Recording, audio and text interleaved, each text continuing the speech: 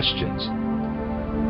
The first question was why a wound, a cut, for example, heals up completely. But when you cut away a piece of flesh, a scar remains. The questioner has had no sensation in such a skin area for 30 or 40 years. He wanted to know why that is so, because it is said that the body renews itself every 7 years. The second question was about archaeological finds in Egypt.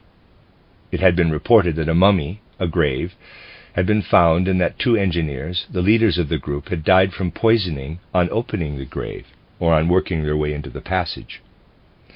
The first one was thought to have died of a heart attack or the like, and then the other also died. The papers said poisons might have been used to embalm the mummy to prevent people reaching the burial places. The speaker said he could not believe that poisons would persist for so long. Or was it perhaps that gases evolved in the inner chambers, causing death within a short time? Or was it possible that the poisons they had in Egypt would keep for so long? Clothing found in the burial chambers had fallen to dust as soon as they were brought outside. Chemicals were used to treat the clothing so that it might be preserved for posterity. Cereal grains had also been found in the tombs of the pharaohs. They had been there for thousands of years, but still germinated when put in the soil. The questioner wanted to know if any of this would have been possible under normal conditions. It said in the papers that it took 80 days to cope with the main stone, but it was as if the mountain had collapsed, and the gravestone, a large stone, had been rolled on top, or as if everything had later collapsed by being blown up, and it had been difficult to reach the burial chamber. How had this been possible? Rudolf Steiner. First of all, as far as the healing of wounds is concerned, if we answer the questions in sequence, cuts made during operations heal more or less well. This is important to remember.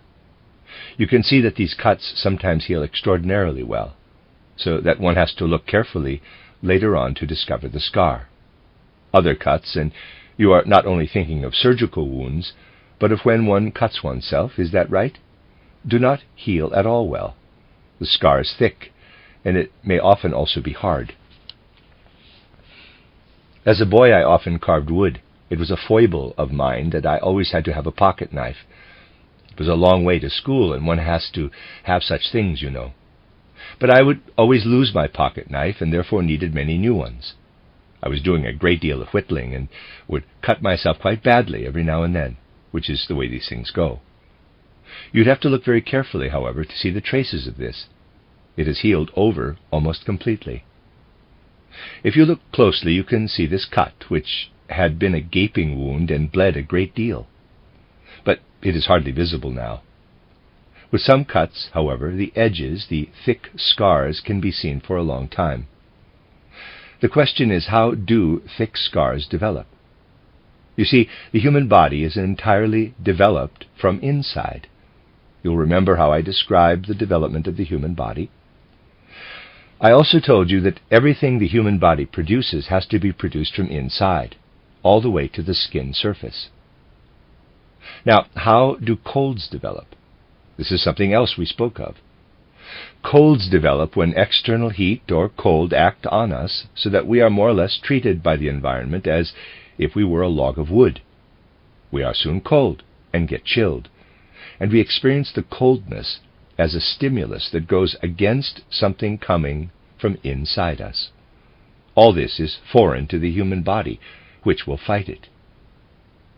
When you cut yourself, be it because you're clumsy, in an accident, or in an operation, you have a foreign instrument in a place where only the human body should be active. The knife enters into the space where really blood, nerve, muscle, and so on should be active. A lively struggle develops in that place, between the powers you have inside the body and the forces that enter from outside. These are invaders. To fend them off, the inner physical matter of the human body gathers itself together and creates a scar. It comes together to prevent those forces getting in. A scar is therefore, in the first place, a protective covering, created to stop the foreign forces getting in. Initially, you always get a scar. Now, let us assume you are young, very young, for example, as I was when I did my whittling. I was 10, 11, or 12 at the time. When you are as young as that, the ether body is extraordinarily active, and when it is as strong as it is in early youth, the scar will gradually heal completely once the physical matter has dropped away, with the physical tissues appropriately organized. Then, let us assume you are older. The ether body is less powerful then, especially in the place where the scar is. It is not strong enough to overcome it. It tries again, being unable to overcome the material that has collected in the scar. It always depends on the strength or weakness of the ether body if a scar develops or is gradually got rid of. Injuries suffered in childhood will always leave less severe scarring than injuries one sustains later, but people differ. Some have an extraordinarily powerful ether body all their lives, and in that case scars will be more easily overcome than in others whose ether bodies may be weaker. A farmer who is always working in the open air and not so much in an atmosphere full of carbon dioxide has a stronger ether body. He may be in that atmosphere in winter, when he is not working, so that he alternates between open air in summer and bad air in winter. We thus cannot say that he is always in the open air. There is a saying, "Why is the air so good in the country?" Because the farmers do not open their windows. The air would not be so good if they did open their windows, but that is by the way. People who live in the country experience marked alternation between air with high oxygen levels and air with much carbon dioxide in it. These are much healthier conditions. The effect can be seen not only in the way scars form, but also in other ways. Out in the country, people walk barefoot without their boots in the summer. It is quite common for someone to get a rusty nail in their foot, but it does not signify much. They pull out the nail, wipe off the blood with a dirty finger. Everything is dirty. The nail is dirty, and so is the blood they wipe off. There'll be a bit of pus developing, but it all heals up in a short time. It is not much of a problem. Townspeople have much more sensitive ether bodies. Someone may have a small pimple. He shaves, cuts himself, and dies. I am telling you something that is really true. Someone with a small pimple hurt himself shaving and died of that small pimple because he immediately developed blood poisoning. This happened because the ether body was weak. It was no longer strong enough to remove the poisons, the foreign matter that got in, quickly enough. This needs a robust, vital ether body. Farmers have such ether bodies. Nowadays they are getting weaker, but if you went out into the country in my young days, it was a great pleasure to see the farmers brimming ether bodies. When they reach the appropriate age, of course, farmers in particular tend to collapse, for the ether body goes down fast, and the astral body is not so strong in farmers. But their ether bodies are very strong, and that is why everything heals much more quickly than in city people. Working on the soil is tremendously healthy. It is possible to know these things, but under present-day social conditions we cannot change them. They must first be made more widely known. I think it is not difficult to understand that scars develop more or less strongly, depending on whether the ether body acts more strongly or more weakly. And this also affects the body coping with things that do not belong in it. A knife is an external substance, for instance, and so is dirt getting in. The body must immediately defend itself. Knowing this, one is not surprised to learn that some wounds do not heal at all, because the people concerned have emaciated, eaten up ether bodies. This is the case particularly where the work people do is no longer in harmony with nature. It is not so much due to the carbon dioxide in the air, but simply to the fact that people are no longer connected so much with nature. When people are in an office or on a shop floor all day long, the work they do has nothing to do with nature anymore. Our unbelievable civilization, which has gradually evolved, cuts people off completely from the natural world, creating substances that are increasingly more harmful, increasingly more foreign to the natural state. This has brought a sudden great change in recent times. People do not usually consider these things from the spiritual point of view, but they need to consider them from that point of view. Just consider this. In the past, people would write. Today, they work for the typewriter. What is important for health when we write, apart from movement and so on? I would say one of the less obvious things to affect our health when we are writing is the smell of the ink. With the kind of ink manufactured in the past, the smell was not harmful, but in a sense acted as a corrective. When people had worn themselves down by being in an unnatural position, putting strain on their writing hand, the old-style ink made from oak apples would restore the balance. The smell of the substances obtained from oak apples was such that it actually strengthened the ether body. Not much, but a little. When aniline dyes came to be used, so that one no longer drew on nature but made synthetic ink, as chemists call it, the human being was completely closed off. Aniline ink has a smell that is literally the opposite of the effect the smell of ink used to have. Today many people have changed to using a typewriter. The movements that are required for this and the rattle of the keys, there are typewriters now that write quietly, but that is a very new design, are not the worst of it. The worst thing is the dirt used to make the ink for the letters. This completely ruins the human ether body, going so far that people develop heart disease from typing, for the heart is mainly activated by the ether body. Civilization is, of course, making progress in this area, but this is never balanced out by the knowledge which people should have about what is really involved. It is a fact that people today are increasingly resisting progress. That should not be so. But there is a certain instinct that makes people notice, though they don't exactly know why, that things are getting increasingly more harmful as advances are made into the future. These things go together. It is how things are. Concerning your other question, why such highly dangerous things occur when access is gained to burial chambers, we must note that this applies not only to the ancient burial chambers where mummies lie, but, for example, also where you do not have mummies, as in Egypt, but where the burial places are well secured and are rock tombs. On entering these for the first time, one has air coming toward one, if I may put it like this, that is extraordinarily poisonous and harmful. Why should this be so? You may find it strange, gentlemen, that I have to go a long way round to explain the matter, but this will be necessary if you are to understand it. You see, human beings do not only live once on this earth, but have repeated lives on earth. They return over and over again. I have briefly spoken of this before. But when they come back, they are different from the way they were before. You would probably be utterly amazed if a painter were to come along who knew the science of the spirit so well that he could paint a picture of the whole group of people sitting here the way they were in an earlier life on earth.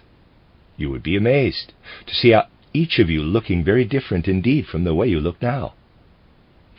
It would certainly be interesting. You see, you will return. When your present life is at an end, and you have gone through death and the world of the spirit, you will return to earth. The power in us, out of which the next body will be created, our bodies come not only from our mothers and fathers, but also by the principle that now lives in us and is taken through death into the world of the spirit, continues to act. The principle that was active in earlier bodies on earth is preserved. Now you may well ask if human beings really have the power to transform something that is in them today and is wholly connected with their present bodies in such a way that it will be a completely different body. No one would be able today to transform the spiritual powers in his body to such effect that another body can be created. but you also cannot die and be born again right away. There has to be an interval of time, quite a long interval of time. This has to exist between lives. And there, all the powers are transformed. Under normal conditions, unless one has been a criminal or something similar, the time between death and a new birth is quite long.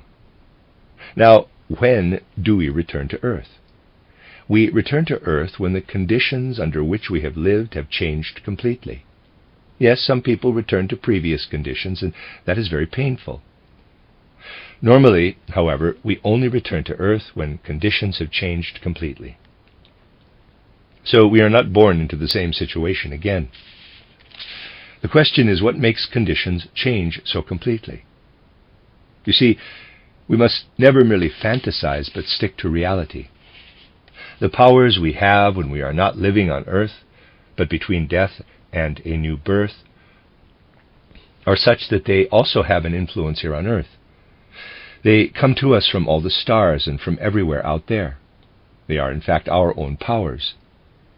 It is just that we are not on earth during that time. When we are on earth, these powers we have act from the earth.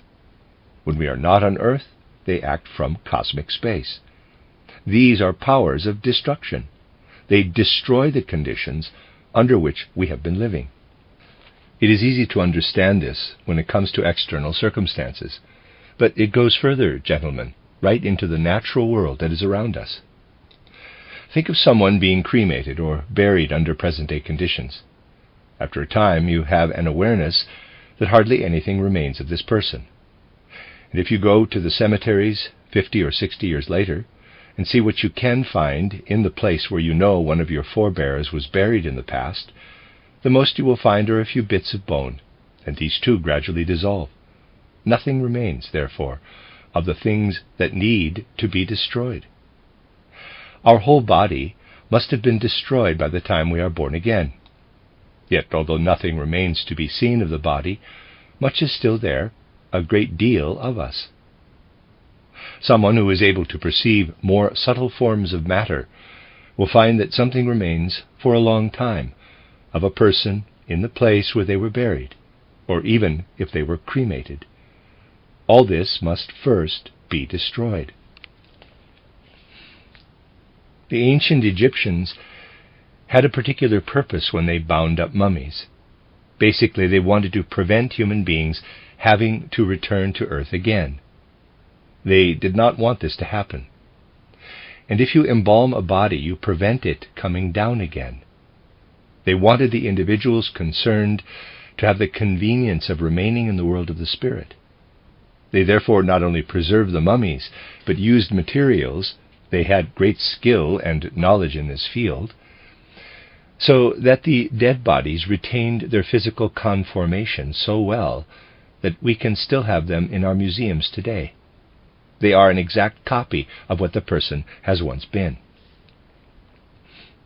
Now, gentlemen, in the first place, it is inevitably true that anything that has survived through thousands of years is like poison, for it is destructive.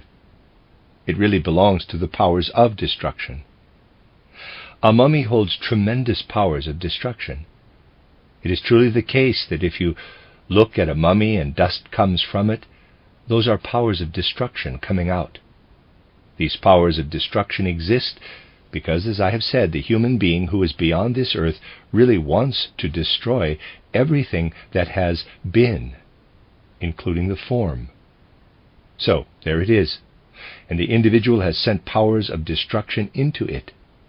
So it really does have powers of destruction in it. Secondly, the Egyptians used special materials to preserve the mummies. These materials are extremely hostile to destruction, and they will, within a short time, create a poison atmosphere. You always have a poison atmosphere around a mummy. This arose from the religious views held by the ancient Egyptians. There is something else as well. How did the Egyptians get hold of substances that they themselves were able to work with quite easily, but which turned to poison within a relatively short time? You see, today people have no idea of the power of speech. The power of speech was enormous in earlier times, and also in Egyptian times. Imagine you have a fire that produces a lot of smoke. If you blow into it, you change the shape of the smoke cloud. Blowing lightly, you can make it rotate. So you are able to change the shape. Just blowing will not do much, but if you start to whistle a tune, which means continuous blowing, you shape the smoke and flames according to the content of the tune. The ancients knew that matter changes if you speak into it in some way, and especially if you use particular words. They had spices with which to embalm their mummies, and they did not work with them the way we would today. They would always be saying something as they did their embalming. It was something like, quote, "Whoever approaches my body shall suffer death," close quote. They would use an intonation and a choice of words that made matter obey. And this power, therefore, entered into the material of the spices they used in embalming. This lives in there. People cannot believe this today, but it is true. If you have a mummy and come close to its substance, the words, quote, "Whoever approaches my body shall suffer death," close quote, are still in it. Another reason is that the material has since absorbed the power of those words. Today only remnants remain of all this. If you go to a Roman Catholic church, the priest no longer has the power to bend embalming spices to his will with words, but he uses a lesser power, which is to create smoke from incense. The whole procedure would be completely harmless if he would first do what is necessary, then light the incense and speak certain prayers or send particular thoughts into the incense. This does not happen, however. But they burn incense and say specific words into the smoke. These are then in the smoke and affect people who are in the incense atmosphere. The smell of incense is thus an important medium for getting sinners to repent, and this is a last remnant of all the things that were done in the past. Embalming was a religious ceremony in which matter was changed. I know a man who went to Asian tombs. The Egyptian tombs are most characteristic of these things, but Asian tombs have them as well. He found that one cannot approach those tombs beyond a certain point, realizing that if one goes any further, one will lose consciousness or die. The poison atmosphere keeps people at a distance, and this is because the destructive word that will cause harm has been implanted in the materials used to treat the dead bodies. Something else is the following. You see, if a person has been on earth 10 centuries, that is 1,000 years ago, his powers change. He passes through the period between death and a new birth and returns. He then has the powers to build himself a new body. He only has these powers because he is able in the spirit to overcome all powers of destruction. The power acting out of the seed is thus increased. Otherwise, people would not be able to shape a human seed into the body they want. It would merely become the body again that existed centuries ago. The power in any seed must also be old. It must come from earlier times. The power we have now does not allow us to influence any kind of seed. For a plant seed to be active and produce a plant the following year, it must be withdrawn from the forces that come from outside and be given up to the inner forces of the earth for a whole winter. These forces are destructive for anything that is by nature external. The cereal grains in the tombs of the Egyptian pharaohs were really buried together with those powers of destruction. Whereas everything that is body at the moment, when the human being takes his body toward the powers of destruction, is destroyed. The situation is the opposite for the principle that lies in the seed, for its vitality is strengthened.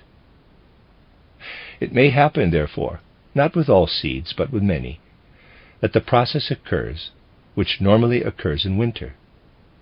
The plant seeds come together with the powers of destruction that exist in the dead body, and their powers are actually preserved. They will then be as active as fresh grain, even after a very long time. It is particularly when we consider things like these, therefore, that we have to understand that things happen in life that cannot be explained in terms of materialistic science, because spiritual forces are involved. These spiritual forces immediately become actively involved once a certain time has passed in Earth evolution. Let us assume the following. I can only tell you this, of course, but it is possible for a person to look back on earlier lives on Earth, both for himself and for other people who shared those lives. Those people will have become spirit, however. Nothing remains of what they once were. So if someone has lived in ancient Greece, let us say, is born again, and has great wisdom today, and then looks back at the form he had when he walked about in ancient Greece, he sees that form in the Spirit, truly in the Spirit. If for some reason, I do not know how, let us say through a devil, the form he sees in the Spirit were to be transformed into an actual person, so that he would meet himself in the flesh, he would die. You cannot meet the past in the flesh. If you did, you would die. Anyone seeing a past incarnation the way it really was would also come face to face with the powers that seek to make the future element die. Really, make it die. That is how it is. This would, of course, produce completely unnatural conditions. You see, the people whose bodies lie mummified in Egypt, so that their form still lies there, have long since returned to earth. So they have been living, or are still living, and their earlier forms lie over there. These preserved forms act not only on the people who have returned. When such an individual has returned, they also have a destructive effect on other people who come close to such a preserved form. Every mummy is thus hostile to human life. It cannot be any other way. Enmity comes from them for human life. People take no note of this, and so it may, of course, also happen that mummies that once belonged to particularly ambitious people who held great power, and into which much has been secretly put, so that they may be preserved for a long time and have a harmful effect, may indeed have such a bad effect on occasion that someone coming close to them will fall ill or perhaps even die. This is why these inexplicable things happen that we hear of. The third point was that we are told it is extraordinarily difficult to reach these tombs today. That is indeed the case. When we hear of the ancient mysteries today, one often hears about them. We may also ask, where were those mysteries? We would have to dig deep down into rocks, and there we would find caves, and in them all kinds of signs written, which would be most interesting if we could decipher them. Basically, all of it lies deep down under rocks that have joined so closely that anyone taking a superficial view will not notice that those rocks did not get there in a natural way, but were worked by human hands. The Egyptians wanted the tombs to be protected. They therefore put them deep down in the rocks and put artificial constructions on top. These have gradually changed over thousands of years and now look like natural rock formations. Only one question remains, but this will help you to understand many aspects of history that otherwise cannot be understood. You see, I'd like to know how it would be possible for people today, however great their number, to find the strength that must have been needed to build those things. Even just to destroy them needs a lot of time, as you said. The pharaohs, that's what Egyptian kings were called, had great spiritual powers that enabled them to influence people. If you are able to influence matter, you will certainly also be able to influence people by using the power of the word.